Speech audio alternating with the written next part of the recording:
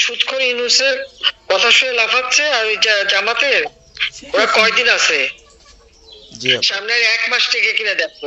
আপা আমার চিনছেন, আমি ছাত্রলীগের যুগ্ম আহ্বায়ক গোপালগঞ্জ সদরে আপা। হ্যাঁ আপা আপনাকে খুব মিস করতেছি আপা। আপা দেশের অবস্থা তো খুবই খারাপ আপা।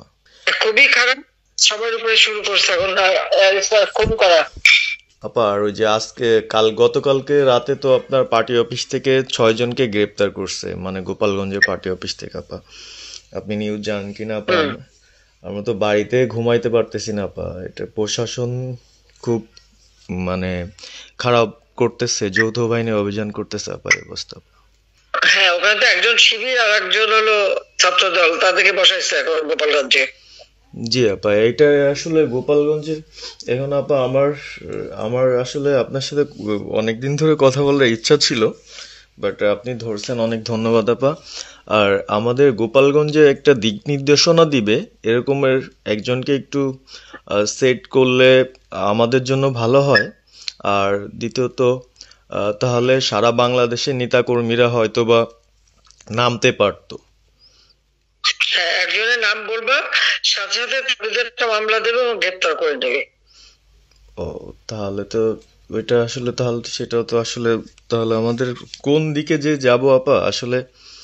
না, নিজেদেরই করতে হবে, যে যেখানে যার অবস্থান থেকে কাজ করতে হবে। আপা আমার ইউনিয়ন হলো বুড়াশি ইউনিয়ন। এই যে আপনি যে নৌকায় করে চলতেন, মানে যে রাস্তা দিয়ে যেতেন। জি। আমি চিনি। জি আপা। তো যার যার এলাকা নিয়ে সে কাজ করতে হবে, আর সবাইকে সাবধান করতে হবে। আর ওই গোপালগঞ্জ যাবো, যে গোপালগঞ্জ যখন হাত দিচ্ছে, জি তো আপা। গোপালগঞ্জে যে হাত দেয় তার কিন্তু হাত পড়ে। জি আপা। জি আপা। জি জি তো গোপালগঞ্জে হাত দিলে এটা ভালো হবে না। জি আপা। আপা আপনি ভালো আছেন তো আপা? আমি ভালো আছি, আমি ঠিক আছে। আমি এই যে কথা বলছি সারা বাংলাদেশে, কারণ কালকেই প্রজ্ঞাপন দিছে জি আপা।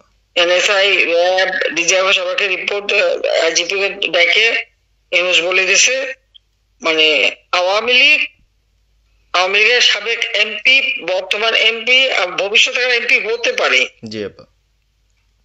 তারা তাদের আত্মীয় স্বজন, জি আত্মীয় স্বজন, জি আপা। প্লাস যারা কাউন্সিলর, মেম্বার, তারপরে মেয়র, যে যেখানে আছে, এবং তাদের আত্মীয় স্বজন সবাইকে অ্যারেস্ট করতে বলছে। তোমরা কত করবে সেটাই তো কথা। হ্যাঁ আপা, এখন আমি কত করবে? আমি কালকে আমাদের ইউনিয়নের চেয়ারম্যান, আপনি চিনেন কি না জানি না, MM ননি আহমেদ ননি, উনার সঙ্গে একটা মিটিং করলাম, কথা হয়েছে অনেকক্ষণই। তো উনি দিক নির্দেশনা দিল এবং কালকেই যাওয়ার কথা ছিল আমাদের একটা মিছিল নিয়ে, বুড়াশি ইউনিয়নের যারা ছাত্রলীগ করে কর্মী যারা আছে এদের নিয়ে আমরা একটা মিছিল নিয়ে যাওয়ার কথা ছিল। কিন্তু তার ভিতরই, মানে সন্ধ্যার পরে 7টায় প্রোগ্রামটা ছিল, আহ, তার ভিতরে নিউজ আসলো যে যৌথ বাহিনী অভিযান চলবে। তো আমরা গেলাম না, ওনারা যারা গেছিল যাওয়ার পরে আপনার অ্যারেস্ট করলো। আর ওই যে পিছন দিয়ে যে গেটটা আছে না আপা, ওই গেট দিয়ে হয়তো বা 4-5 জন ধরেন যে চলে গেছিল বাইরে, এই অবস্থা। আর আমাদের যারা আসলে আমরা দলকে ভালোবাসি, আহ, আপনাকে ভালোবাসি, সংগঠনটাকে সুন্দরভাবে সচ্ছল রাখার চেষ্টা করতেছি, এদের খুব ডিস্টার্ব করতেছে খুবই। আপনার যেদিন জন্মদিন ছিল ওই দিন আমরা আমাদের ছোট ভাইদের দিয়ে, বঙ্গবন্ধু কলেজের ওদের দিয়ে আপনার অনুষ্ঠানটা ওরা করতেছিল, কেক কাটতেছিল, এর ভিতরে ওসি নিজে এসে ওদের কলার ধরলো। মানে খুব অ্যাক্টিভ যে 4-5 জন ছেলে আছে, হিমেল, তারপর বাপ্পি, রেয়াজ, সাকিব,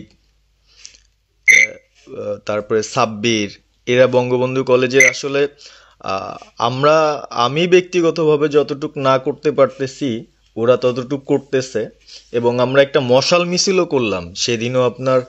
আর্মি আমাদের পরবর্তীতে ওদের বাসায় যে ঝামেলা করলো, আমি একদম সামনে ছিলাম, আমি আপনার ওই ছবিটা পাঠাইছি, আপনি দেখছেন হয়তোবা। আর প্রত্যেকটা মিছিল মিটিং ইনশাল্লাহ আপা থাকি, কিন্তু এলাকার এমন একটা পরিস্থিতি সৃষ্টি হচ্ছে, সেটা হলো আপনার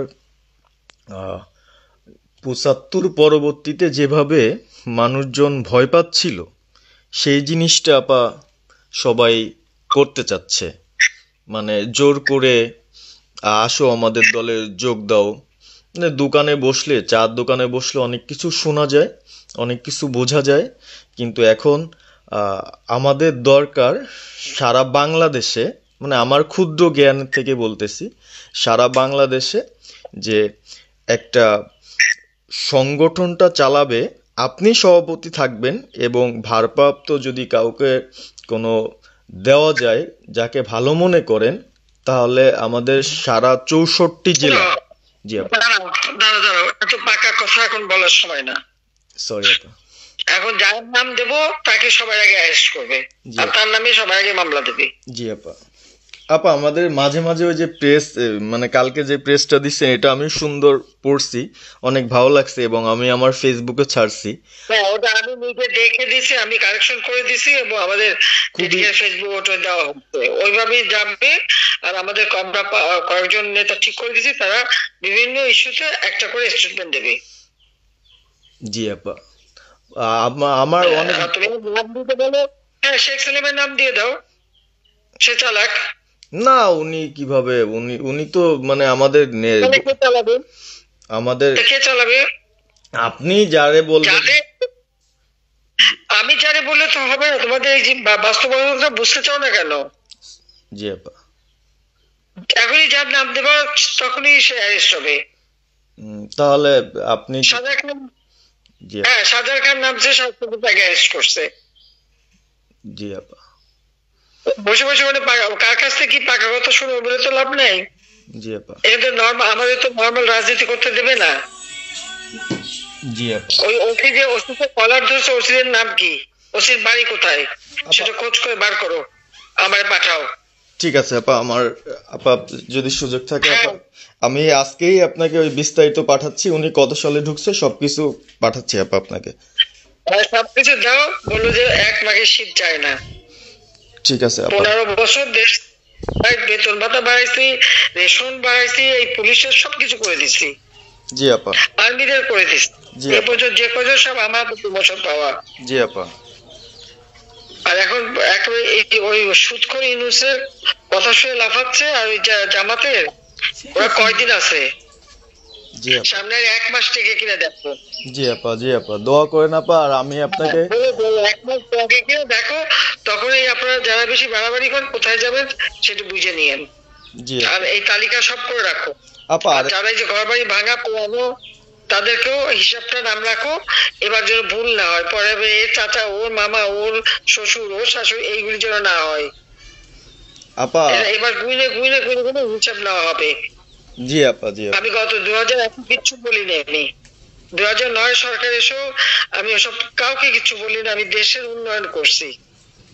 আল্লাহ এরপরে যদি আল্লাহ যদি সুযোগ দেয়, তার আগে যারা আমার নেতা কর্মীকে হাত দিচ্ছে, কোপায় কোপায় ছাত্রলীগে মারতেছে, প্রত্যেকের এক একটা শিক্ষা আমি দিয়ে ছাড়বো। আর